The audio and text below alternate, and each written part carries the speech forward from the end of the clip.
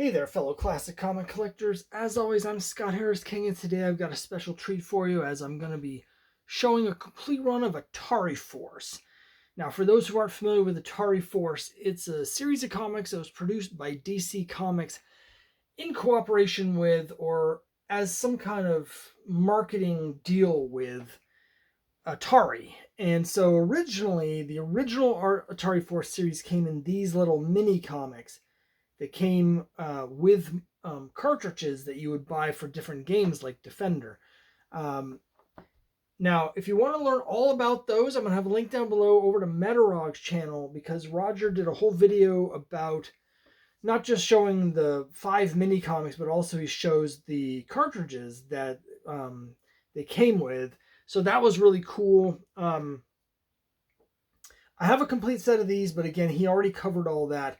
But he did mention in that video that he didn't have the ongoing series. So after they stopped doing those 5 mini comics, just a little bit later, they started doing this. A full-sized comics. Instead of buying a cartridge and having the mini comic come for free, it was just a comic, like a licensed comic like G.I. Joe or Transformers or something that you get off the stands. So I'm going to show that to you here. Before we get to issue 1 of that, though, I want to show you something a little bit weird that's also a little bit confusing, and it's Teen Titans number 27. Because, as you can see up here, it says, well, you can't see it because it's out of focus, but what it says is, extra free 16-page comic preview, Atari Force. Now, this is cover dated January 1983, which means that it came out probably October of 82. So what the weird and slightly confusing part is that this is not a preview for this. It's actually a preview for the mini comics. So here it is here on this side. Codename Liberator. And it's got the team, a quite respectable team of Jerry Conway script and the art by Ross Andrew and Dick Giordano, who did the mini comics. And you've got a full 16-page story with Atari Force. But again, this is not a preview for the full-size comic. It's a preview for the mini comics.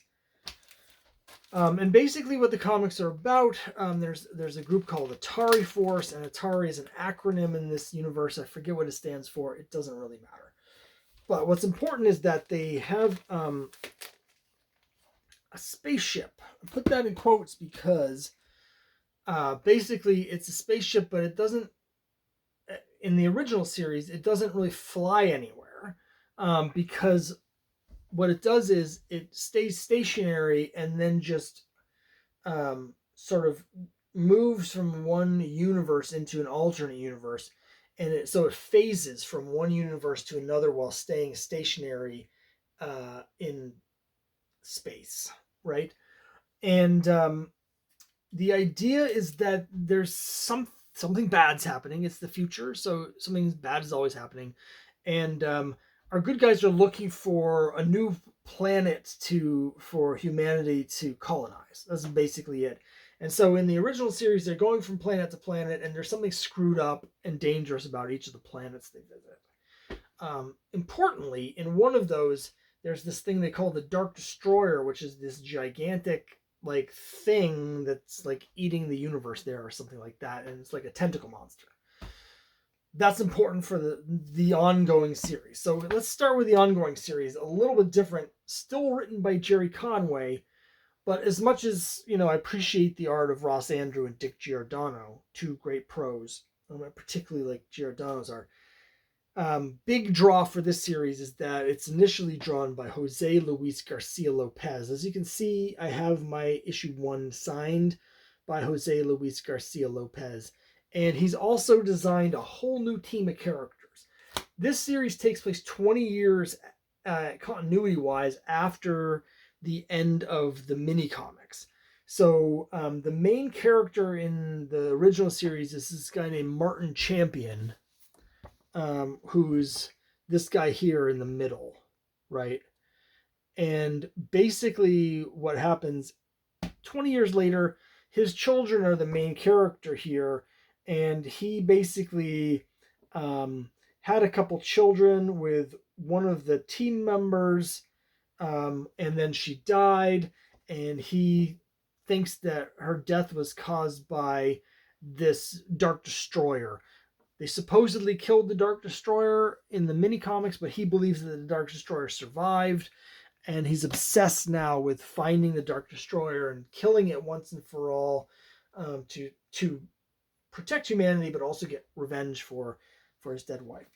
So we have the new cast of characters here, and it's a really interesting sort of motley crew of different aliens and people. So his children here, his son is this kid here named Tempest. He's sort of the main character, and the other main character is his I can't remember if they're siblings, half sister, something. It's been a while since I've read it, but the important part is that Dart is the other main character, and Dart is super cool. She's kind of the coolest character. She's sort of this mercenary, space mercenary, who's this total badass. Tempest is kind of this classic, like, he's like 17 or 18. He's got a chip on his shoulder to prove himself. And so he's a hothead, and those characters are always so annoying. He has a special power, though. Something happened when he was being born and it mutated him. So he can actually sort of teleport. He can phase, just like the ship used to be able to phase. He can phase through space, basically teleport from one place to another across incredible distances. And then we have other members of the team. This pacifistic woman is the doctor. This is a thief named Pack Rat who stows on board the ship when they leave. This is a gigantic, incredibly strong, huge creature called Babe, because even though they're so huge and strong, they're actually a child, and so they have the mind of a small child. So we get this story through issue 2. Some great art here from Jose Luis Garcia Lopez. I will say, strangely, as great as his art is, it is a little uneven. There's issues where you can tell that he put everything into it, and then there's other issues where you can tell he didn't have enough time to really do everything. So some of the issues are a little sketchier than others. But there's definitely a buildup that takes place here. We have Pack Rat. This is issue 3. And Pack Rat's sort of, he's wanted. He's being chased. His brother is from whatever planet they're from, is a cop, and he's chasing Pack Rat because Pack Rat is sort of giving the family a bad name, and so there's this chase that goes on here. Here we see reunion here with Dart and Tempest, and then we have they come to face with the Dark Destroyer. And what ends up happening, I shouldn't spoil it in case you're going to read it, but nobody believes that the Dark Destroyer is real except for Martin Champion. So basically he steals the ship, and these are the people that end up coming with him on the trip. And so they go on this unsanctioned mission to try and stop the Dark Destroyer. And just, again, it's Jose Luis Garcia Lopez. Obviously, there's some Star Wars influences. I should have said that, as I mentioned, the sneak preview issue is covered dated January 83. The first issue of the regular series is covered dated January of 84. So it's just a year later, even though it's 20 years later in continuity. Issue 7.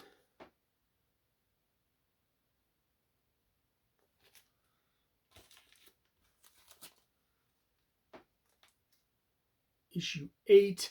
There's a lot of like really interesting alien species that they run into. It's a lot of like big sci-fi, and a lot of action. You know, they're on this mission to save the galaxy, but they're also being chased by the authorities, because they stole the ship and they're going against orders. And then, there's this whole quest going on, etc., etc. Issue 9, great cover here. Jose Luis Garcia Lopez.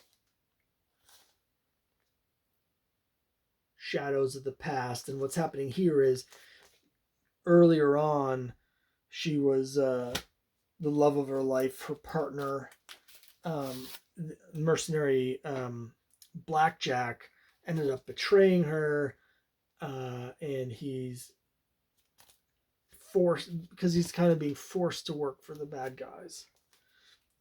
Or I should say, I got ahead of myself here, but as you can see, that happens here in issue 11. She thought he had died earlier on in the series. He comes back unexpectedly, and we get filled in here. Issue 12. Again, Jose Luis Garcia Lopez is such an amazing artist, and for most of his DC career, he really wasn't doing interiors much at all. He was in the licensing department, so he was doing all the images you would get on t-shirts and mugs and stuff like that, and he'd be doing covers occasionally, but not very many interiors. So to have him do 12 issues here of interiors, even though they are a little uneven because of deadlines, is an incredible treat for fans of art, comic art, because it's just tremendous. He's replaced with issue 13 with Eduardo Barreto, who is also very good, very underrated artist. And here's issue 13. Spoilers. This may or may not happen in the comic. The true nature of the Dark Destroyer is like the big twist in the series, so I don't want to say something like this happens in the issue, but it may not be what it looks like. Okay, so issue 14, Mike Baron takes over. Now, I should say the main storyline sort of ends with issue 13. The series continues through issue 20 because they still have to get back to Earth. They're still being, like, after the stuff with the Dark Destroyer more or less is resolved. Not entirely resolved. There's still stuff going on. They have to deal with the aftermath. They're still being chased by the people from Earth and blah, blah, blah. So there's a lot of loose ends. They have to get back to Earth from where they were. So there's still a lot of stuff. Tempest has been captured and stuff like that. So 14, Mike Baron takes over as the writer. So now we've got a new creative team, basically. 13, we changed artist. 14, we changed writer. So the last end of the run, totally different creative team. This is my first issue here. Cover dated February 85.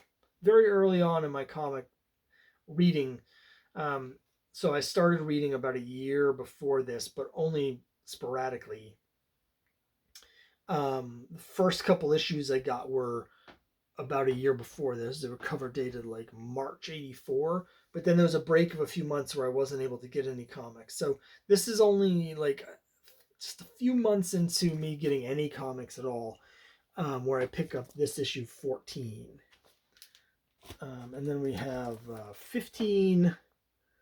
And what's great about this series is, like, again, there's all these sort of oddball misfit aliens with very different personalities that are all sort of thrown together on the ship, and then they become a family. It's that sort of thing, and it's done really well.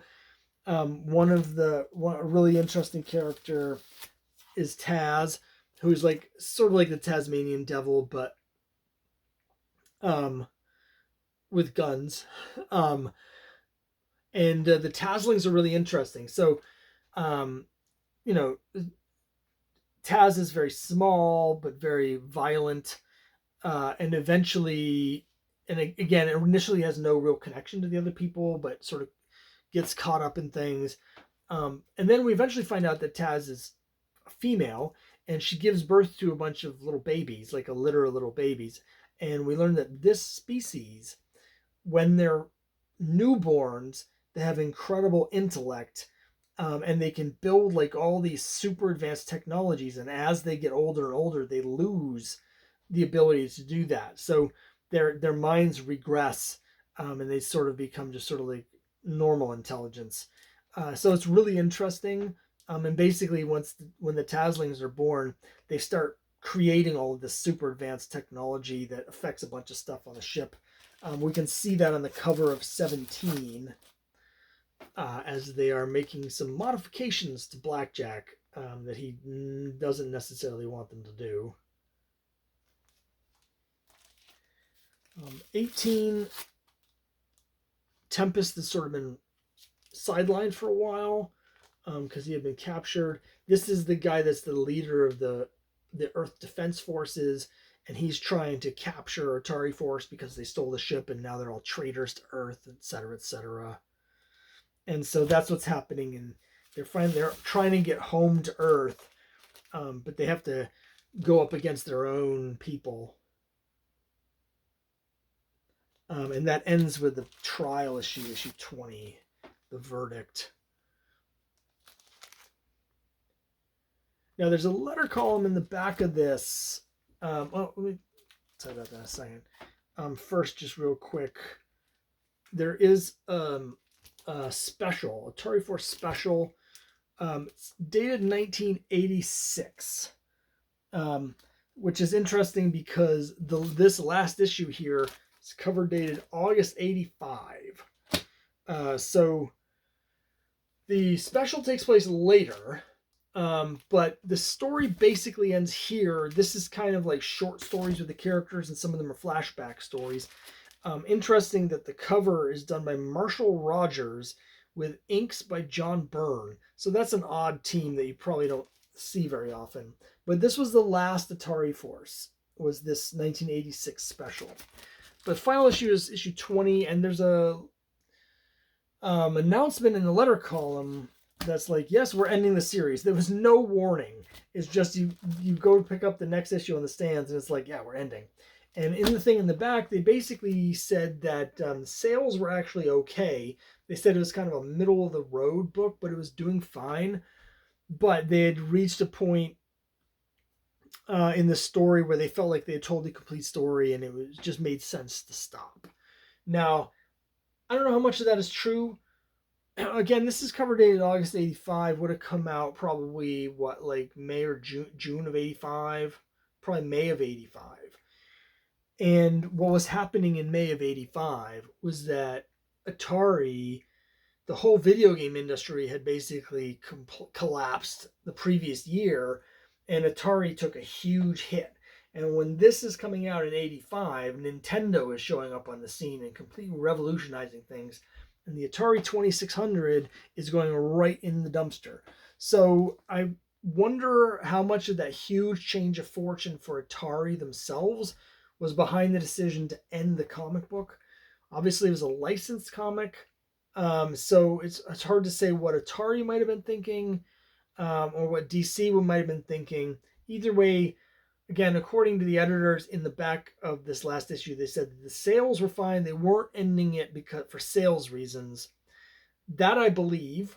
But whether they were ending it because for creative reasons, I'm not sure I believe that. I think it had more to do with the sudden change in fortunes for the company. But a lot of nostalgia for me with this series. Again, it was one of the first things that I bought. I had got some of the mini comics before I even started reading comics. I had gotten at least one of the mini comics with Defender. So I had read the first issue of the little series. So I was familiar with it. It would have been a couple years by the time I saw issue 14 on the stands. It would have been a couple years since I'd seen that, but I was familiar with it, and I loved the series as a kid. And for me, it holds up very well, and it does tell sort of a complete story. Again, like, you have the first few issues where it's setting everything up, and then they go on the quest, and then after issue 13, they come back from the quest and they tie everything up. So you get these 20 issues. It tells the whole tale, and there's great artwork throughout and a lot of great sci-fi action. So I love this series. Again, you don't need this. This is a preview for the mini comic, but if you're into the mini comics or you just want to be a completist like I am, you can also pick up the Teen Titans 27. I don't know if there's other comics from that month that also have that preview. DC was a little bit weird about how they did that. Some of the previews, like the He-Man preview, appeared in a lot of the whole line, and then other ones they only appear in a single comic. So I don't really remember which this is. But this is one issue at least that you can get that in. And again, this is also not really necessary, but if you like the rest of the series, you might as well get the special to get the whole thing. But that's it.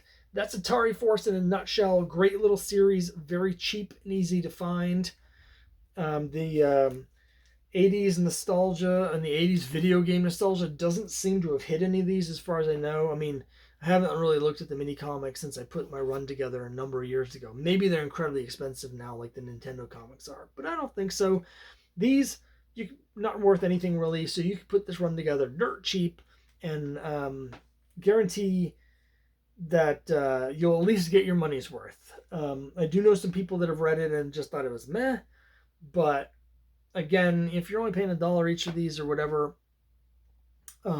the Jose Luis Garcia Lopez art by itself is worth just to look at. So, and a lot of people like me love it. So that's it. Let me know what you think down below, and I'll see you next time.